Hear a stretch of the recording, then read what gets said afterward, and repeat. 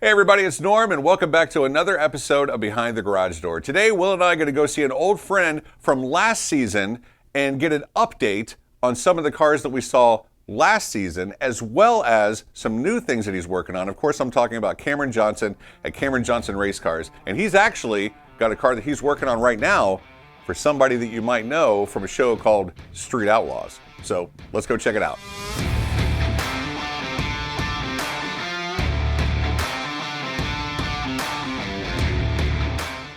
Can't go visit Cameron without taking something fast.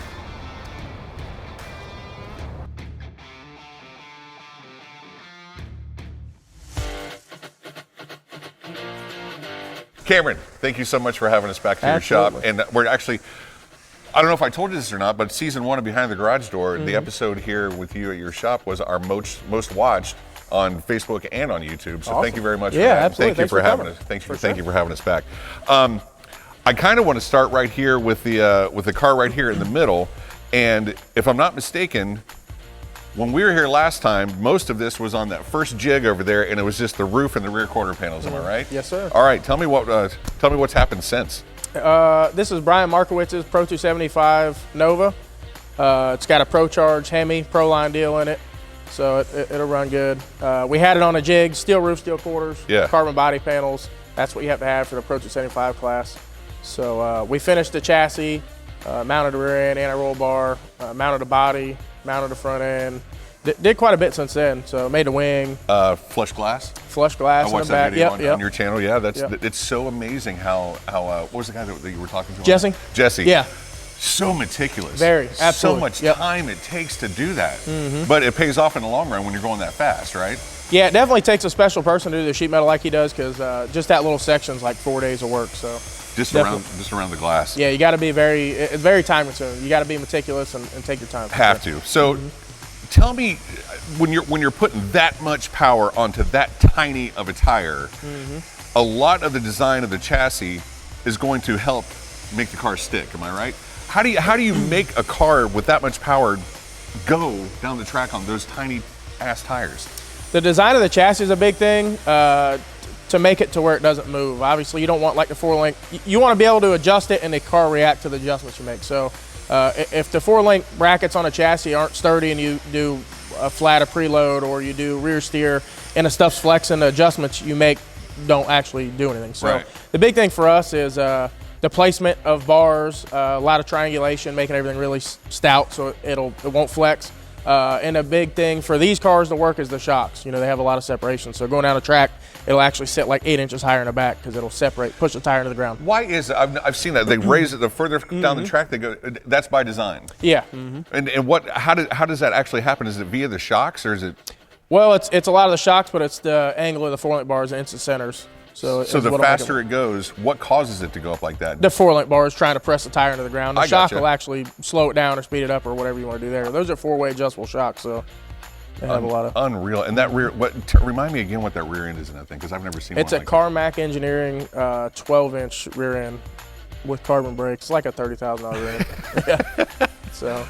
I'm trying to think if I've even spent $30,000 on an entire car. Right? Yeah, it's pretty wild, but... Honestly, for the little tire, it doesn't necessarily need that. Some of the big tire cars, like Justin's car or any of the no-prep cars, would benefit from it because they do break gears and stuff quite a bit. So this one will never be a big tire car. It's literally set up for small tires. It could be a big tire car. Oh, okay. So you can still take those off and shove. Yep. Okay. Yeah, we made it where it'll fit both. And the good thing about the design of the Nova, the sail panel on the quarter's pretty straight up. Yeah. So the big tire will fit in there without having to like move the wheel way in. Some cars, the quarters taper in real fast, and you got to either modify the quarters if the class will allow you, or you have to push a wheel in. So there's plenty of room for big tubs. Plenty of room. And all that stuff. It'll have big tubs. The chassis is narrow enough. It's set up for a big tire basically, and then the wheels moved out for a little tire. Motor placement will work same where it's at, especially for a blower. Like a radial likes front end weight, but a blower makes a lot of downforce. So this motor's pushed back, so it'll run closer to a 50-50 weight percentage and still work good on both. So awesome. All right, so we move back in the other section of your shop, Cameron, and noticing this. I'm kind of glad that this car is in this shape right now, because I've never seen one of the 2JZ blocks that are billet like this. So this is kind of cool. Tell me about this car. This is Jimmy Lopez's car. The guy's from Puerto Rico. I think when you guys were here last time, we may have just had some parts for Okay. this car. I don't remember if it was here or not, but we started getting the transmission stuff from the shop where it was at before. Okay. Another shop had updated some stuff, and we didn't necessarily like it, so we changed a few things up. Basically, a dual frame rail, everything from the firewall forward, changed all that stuff. Motor placement. Obviously, he's got a built 7-speed now, so we changed all that stuff. Right. Some chassis stuff Danny's working on back there now. Yep. Some X-bracing and stuff. So this thing's gonna be serious. A twin turbo, all billet Twin motor. turbo. Yeah, he's Whoa. got billet heads coming. I think he's one of the. I think there's only maybe a handful of billet heads for 2Js. There's not a lot. I was going to say, Yeah. you know, we just talked to Victor at Induction Performance, and you had also told me that there aren't any aftermarket heads for these engines, but Yep. there are starting to be some coming out. There are some coming from Dubai. I believe there's one person here now that's running them, and then this guy has 3 on order. So Oh, wow. he'll be maybe the second person to have a billet head. So that'll help make a lot more horsepower because you're actually able Yeah. to do something with the head, and it's lighter, right? Right. Yep. Absolutely. Yeah. So what's this one going to end up making? They all make around, I guess, 2,800, 3,000. About 3,000 or so. Twin turbo. I mean, that's not very common to have a twin turbo 2JZ, is it? No, so we're kind of sticking with, if we were going to do it, it'd be a single turbo just because we know that's going to work. This is also an automatic car, which not a lot of them are automatic. Like Okay. the faster cars are usually clutch cars, like the Pro Mod style cars. But the guy already had the automatic stuff. So that's what we're sticking with. And the guy who had the car kind of designed it and spec'd out the turbos. So we're sticking with that and seeing how it goes. And if it doesn't go good, then we'll switch to the single, I guess, down the road. So all you can do is throw it at the wall and see if it sticks. That's it. So. Cameron, the thing that I always thought was so cool about the first episode we did with you is we came here, people loved it, and there's not one complete car in this Yeah, entire place. usually now, they're not. I can't even tell what this is in front of me, so tell me. It's a 68 Camaro. Okay. This is Jamie Hancock's car. Jamie has a Radio vs. World car we've done a bunch of updates on, and he's also getting a new car from us. But in the meantime, he's switching to Pro 275, which is the same class Brian's Nova's in. And this is a factory-style body, so he can run it with this until we get his new car built. So this is steel roof, steel quarters? Yep, carbon front end, carbon doors. Okay. So is any of this part right here on the front of the frame anything left from the factory? It kind of looks like it is, but It is factory frame rails, and you Okay. don't have to have them for this class, but there are other classes that require like 18 inches of frame rail. So he's going to leave it, and like we talked about, we were going to change a bunch of stuff, but he just wanted to get out and go race and have a car until we get a new one done. So we're doing basically as little as possible so he can go out and race and be competitive until we get a new one done. is that his engine sitting over there? That is a 959. Holy, what? It's a what? 959 cubic inches, 6 stages of nitrous. What's it make? Probably 3,200. Oh my 3,400. Yeah. 959 cubic inches, 6 stages of nitrous. So it's got one of those buttons at the very end where you throw that 6th one in, just in All case. those 6 kits are probably in within a second and a half. So And he's got a small tire on this car. little, 275. Oh my God, Yeah. you can't wrap your brain around that. Yeah, I mean, this car should go like 0 to 200 in like 3.6 seconds is what they run at 8th. So With a small tire. yeah, with that little tire. That is insane. So one of the big to-dos in drag racing right now, Cameron, that you're full in the midst of is the NPK, the No Prep King stuff. Big on television, big on drag strips across the nation, and you actually have 2 cars that you're building for the No Prep King series. This being one of them. Let's start with this car right here, 68 Camaro, 9. 69 Camaro. Yep. Okay, all right, tell me about this one. This is Clay Cole's car. Clay got with us after Justin started running some races. He's from Missouri. He wanted a 69 Camaro. He wanted to run No Prep Kings. This is the same motor blower as Mark Woods' car and the same motor as Justin Swanstrom's car. So it's going to be Pro Charger? Be Pro Charger. Yeah. Okay. All right, cool. So what all, I mean, you guys have literally built this car from the ground up on the jig, right? So is this going to be, so this will end up being a big tire car, Yep, 36-inch tire. 36-inch tire and giant ass engine with a Pro Charger in Yep. it. And these guys typically don't, oh, they do times, don't they? Or is this No whoever's time. at the end? No Yeah, time. no So time. whoever is at the end first. So so you got in touch with this guy via Justin? Well, no, he saw the show, I guess, or someone referred him here by seeing Justin's car, but Okay. Yep. Justin did really well. he did good, yeah. He did. You know, I've watched quite a few things with him on the internet and stuff. Very polarizing individual. Yeah, he can be. Yeah, if you don't know him, he can definitely be like that. He seems like a super guy, but Yeah. every once in a while, man, he'll get under somebody's skin. They got a lot of people that really like him and a lot of people that really hate him, but either way, it's people talking about him. So I guess he's doing good. When you're polarizing, people Yeah. are gonna talk about you. Yep. So how long will this car take? And he's obviously not going to make it for this season, so he'll is be. going to make it to this season coming up, Oh, okay. When's it start? April 1st. So you've got some. Yeah. you work in front of you. Because I mean, when we saw the Nova on the last episode, and I forget how long ago. That wasn't very long ago. It was just a few months ago, and it was on this jig over here, and now it's over there. But there's still a long way to go.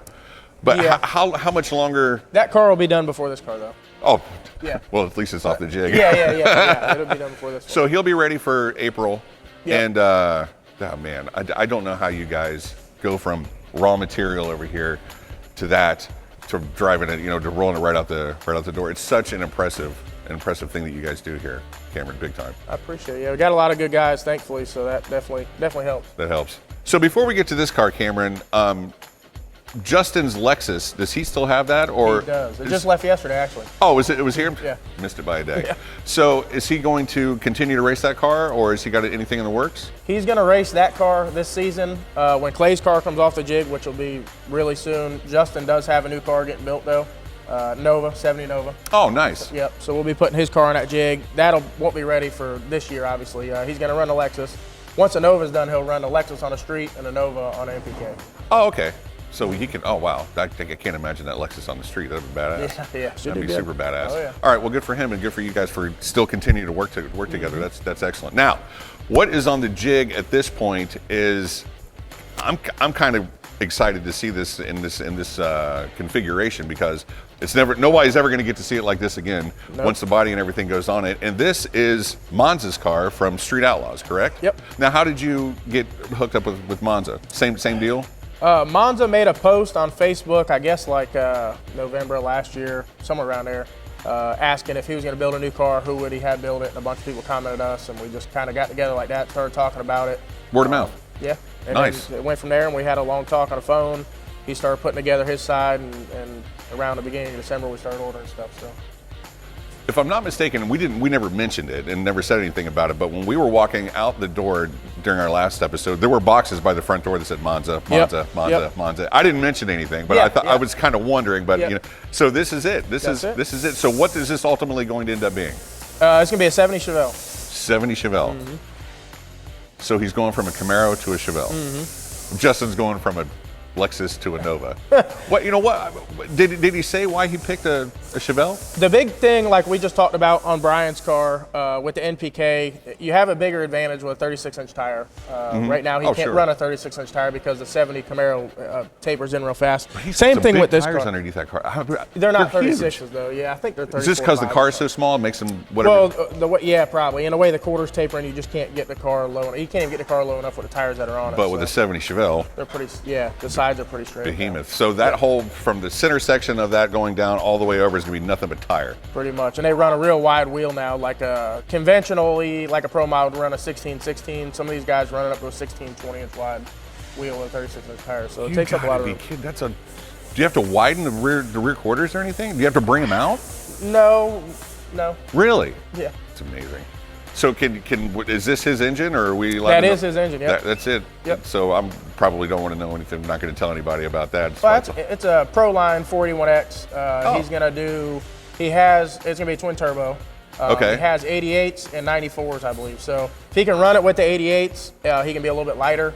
If he needs a little more power, we can put the 94s, just had to add a weight. I think it's 100 pounds or so. Wow. So this will end up being one of the cars that runs in the high threes. Oh yeah, sure. He's gonna have to run. They're gonna have to run 80s or 380s or 90s to be competitive. That's unbelievable that they're getting these cars to do that stuff. Oh, full body cars, on steel on no prep. On no prep. Yeah. With Crazy. Zero preparation done to the track. If anybody that's watching, what we talk about with no prep kings is typically when you go to a drag strip and they're having a points meet or whatever else, they put down an adhesive at the starting line so the cars can stick and go. The no prep stuff, there's no glue, there's no adhesive, there's no nothing but just water. It's just however it is, yeah. Sometimes if the track's decent, they'll actually even scrape it too to make sure there's nothing. So there's literally it could be it could be this. It's and then you're running the guy in the next lane, but you're also racing the track. Very I mean, you've been involved in this enough to probably know what this would be about. Is there more thought going into who you're racing in their car, or is it more thought going into how the hell do I get this thing out of the hole and how do I get it to stick? It's both. You want to race the race. You're not trying to set the world on fire if you're not racing someone fast. So yeah, definitely racing a person in the other lane. You know what the track will do.